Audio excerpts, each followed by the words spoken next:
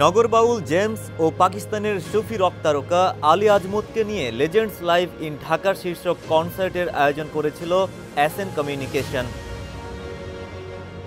আজ শুক্রবার ঢাকার হযরত শাহজালাল আন্তর্জাতিক বিমানবন্দর সংলগ্ন একটি কনভেনশন সেন্টারে অনুষ্ঠানটি হওয়ার কথা থাকলেও শেষ মুহূর্তে পুলিশের অনুমতি না মেলায় কনসার্টটি স্থগিত করা হয়েছে। ঢাকা মেট্রোপলিটন পুলিশের একটি সূত্র বিষয়টি নিশ্চিত করেছে।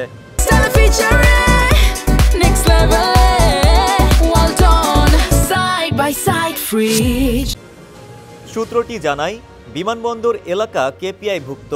কয়েকদিন আগে সেখানে অগ্নিকাণ্ডের মতো বড় ধরনের ঘটনা ঘটেছে। নিরাপত্তাজনিত বিষয় বিবেচনা করে এই মুহূর্তে ওই এলাকায় কনসার্টের অনুমতি দেওয়া হয়নি। আয়োজকদের কনসার্টের জন্য অন্য ভেন্যু বিবেচনার পরামর্শও দেওয়া হয়েছে। এ বিষয়ে আয়োজক এসএন কমিউনিকেশন এক বিবৃতিতে জানায়, অনিবার্য পরিস্থিতির কারণে Ali Azmat and James Legends live in Dhaka কনসার্টটি স্থগিত করা হয়েছে।